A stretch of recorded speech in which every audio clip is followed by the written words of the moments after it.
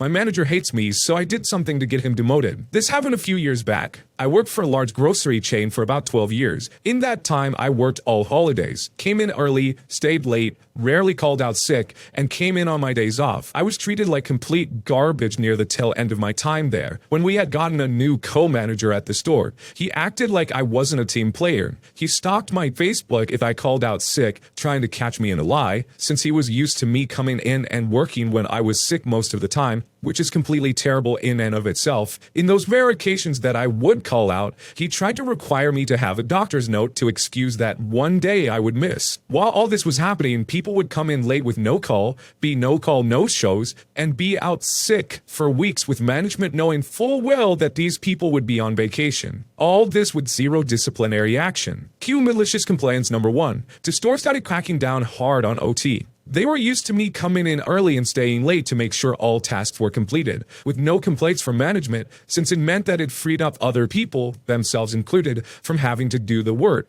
My department, which was just me, was constantly praised by corporate for being one of the best looking and cared for departments that they had seen in the entire Northwest. I took pride in my job and what I did, but this soon became me working just my scheduled hours. It resulted in incorrect orders, a fall behind in keeping the shelves stocked, and a massive amount of overstock adding up in the back room. People that were clueless as to what we had to do in the back room were tasked with fulfilling my orders and ordering things that they thought we needed, but we did not. It quickly became a circus. They started letting me come in whenever I wanted and staying as long as necessary after about a month of fall behind. Cue malicious complaints number 2. I was really tired of being treated so poorly for the amount of time and effort I was putting into making my department perfect. I applied at a company that my friend had been trying to get me to come in for the last 5 years. Wasn't expecting to get the job, as I had very little experience in that company, since most of my working career was at a grocery store. But I figured, hey, the worst that would happen is that I don't get it and I still have a full-time job with my current employer.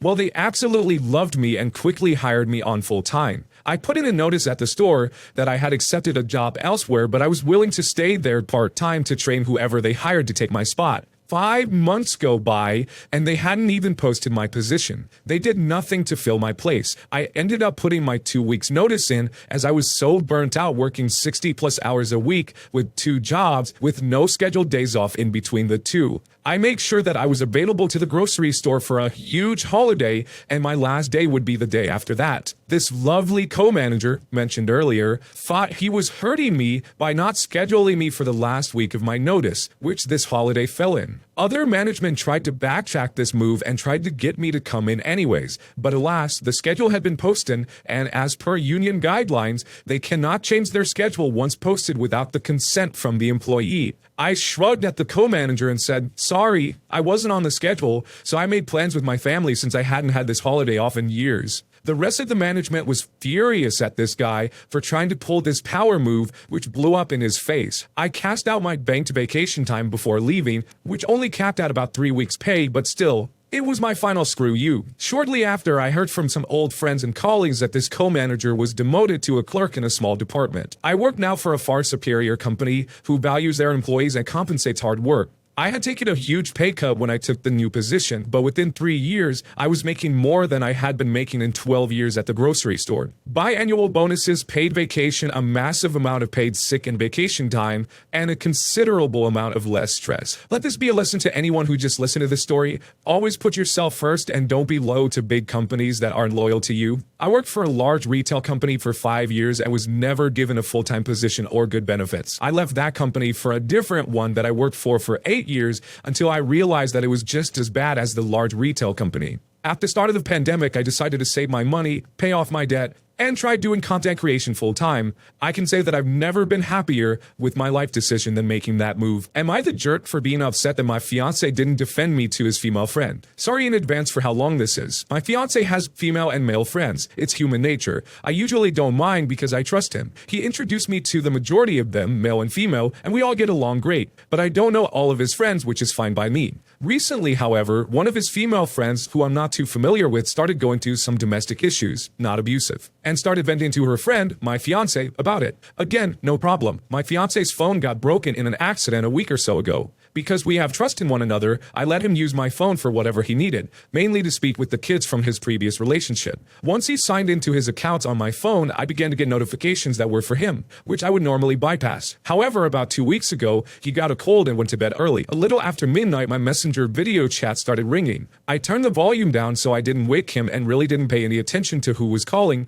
because I was reading while I had some quiet time to do so. Plus, it was after midnight and I didn't want to talk to anyone. The messenger video chat rings for a second time on my phone and I check who it is and it's his female friend. I was confused by why she was calling so late, but I let it ring and messaged her that my fiance wasn't feeling well, and that she was speaking to his fiance, and I didn't want to wake him. What was so important that she needed to say? She messages back quickly, just have him call me. My fiance and I had a falling out early in our relationship over another woman trying to come between us, and the trust wasn't easy to rebuild. So admittedly, I'm sensitive over other women calling at random hours with nothing to say to me and everything to say to him. So I ask in a way that I hope is neutral, and I say, it's not bad news, is it? She says, I don't have to explain myself to you, have him call me. As a person, she's right, she doesn't have to explain anything to me, but as the fiance of the man she's trying to wake up to talk to after midnight, I had questions. I tell her his phone is broken and his account was open on my phone, so her calls were coming to me until his new phone was delivered. She says, I don't know you and I don't want to talk to you. Congrats on your engagement, but I don't have to explain myself and I just want to talk to my friend. So at this point, I just said he'd call and that was it. I told my fiance when he was feeling better what had happened, and he told me that we were both being very petty and annoying to each other and that he wasn't going to choose sides. Okay, I wasn't thrilled about that,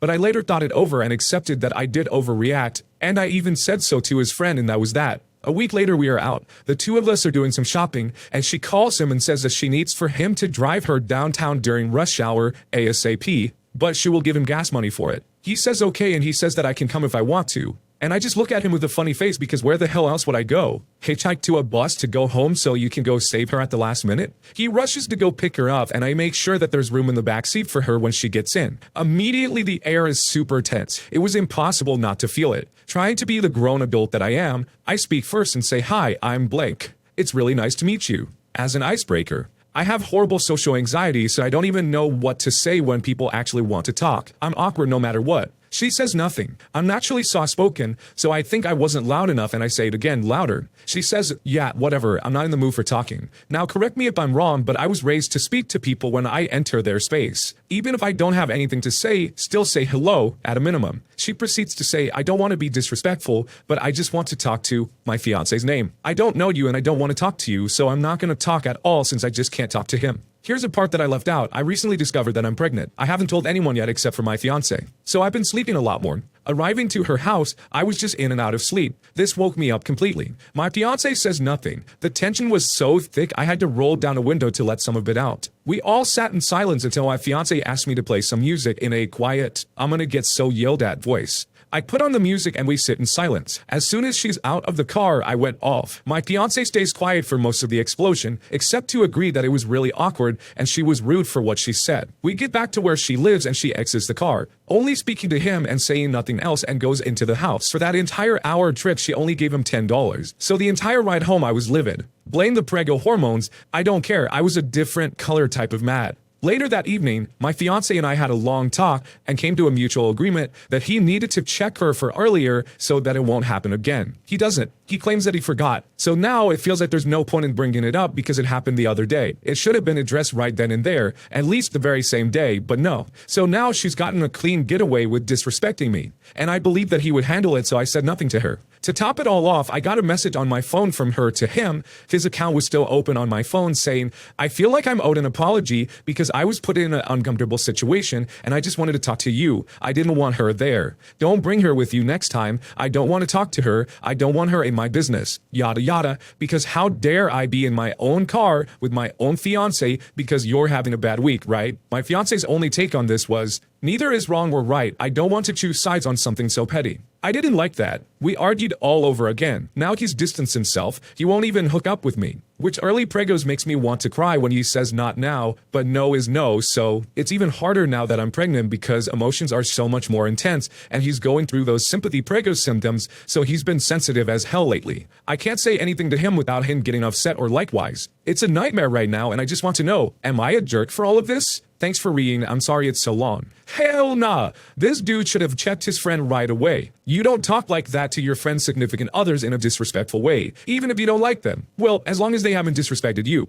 But I'm not sure if this chick is that entitled or if maybe the fiance here is doing a little something on the side. I don't want to assume because I have known some guys with no backbones like this OP describes her husband. All I know is that the OP is not a jerk for feeling the way she does. I was told quantity, not quality by my boss, so I gave them exactly that. I worked at a law firm that handled an extremely high volume of cases. I'm talking thousands per month, and due to the specific field they were in, the work called for a ton of motion practice. We had to respond to motions on nearly every case, after which the case would settle, and we would be paid relatively small amounts that added up. To answer all the motions, we had to use this boilerplate template. Input a few specific via prompts, and send it off. This would take about 15 to 20 minutes. It was a profitable scheme, and to be fair, it worked for that specific field of law. This is highly irregular and would be nearly impossible to effectively mount a counter-argument in any other field of law, which typically requires research and fact-specific rebuttals to very specific challenges in the case. Fast forward and now the firm is taking on cases in a new field of law, nearly all 200 to 300,000 per case, or 100 times what a case in their original field would take.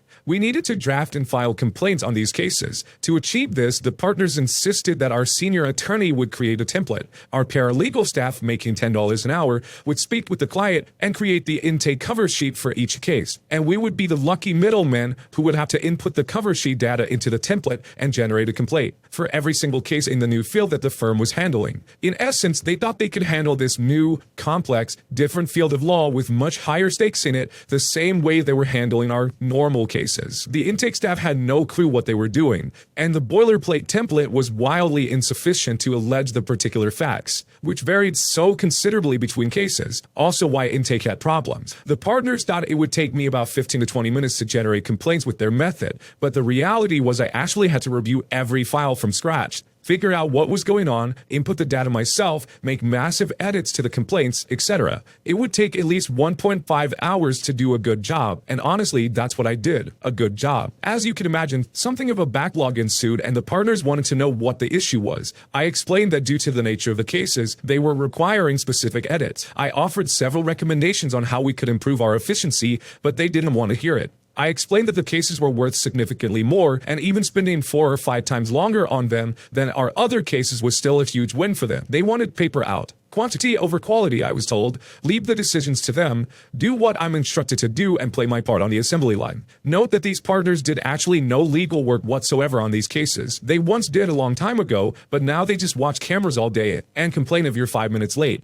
In a fit of frustration and rage, I maliciously complied. I actually stayed late a few nights and banged out 75 or so complaints that had backlogged. I sent them all to the senior attorney for final review, with no edits whatsoever, wrong data from our intake team, nonsensical legal arrangements, fact patterns that were completely untrue, just as I was told. After 3 workdays later, I got called in for a meeting about what the heck was going on in these complaints, and the senior attorney was about 1/3 of the way through what I had sent him, and not one of the complaints was suitable to be filed. I told him I was just doing my job on the assembly line and that the issue must be coming from somewhere else, but definitely not from me because I did exactly as instructed and mindlessly input the data and sent it along. They told me that it was unacceptable and if there was an issue, I should have brought it up to their attention, to which I replied that I tried and was not listened to. They refused to accept defeat and attempted to change data collection, change templates to no avail. It got hostile. No matter what they did, their system didn't work, and I continued to comply with their insistence that I do my job and my job only. It was unbelievable how stubborn these people were. I quit that job and moved on. I've been tracking some of the cases online and they're getting dismissed on motion. Quantity, not quality, eh? That's not how I practice law. It's crazy to think that something like proofreading would be thought of so carelessly in something like law practice. But it goes to show you that at the end of the day, corporate greed is always and will always be the end-all be-all. This is why I tell people to make sure that you are happy with the job you work at. Because at the end of the day, you're just a number to these big companies and they don't care about your ideas. That's it for today's video. If you want to make sure you don't miss out on any content, hit that subscribe button and make sure you hit that bell to turn on notifications. If you want to finish listening to all those stories, use the playlist at the top of the description. And if you're someone who live streams and needs copyright-free music, check out the Cream of the Crop music by searching Cream of the Stream on Spotify or whatever music platform you choose. Remember, it's free.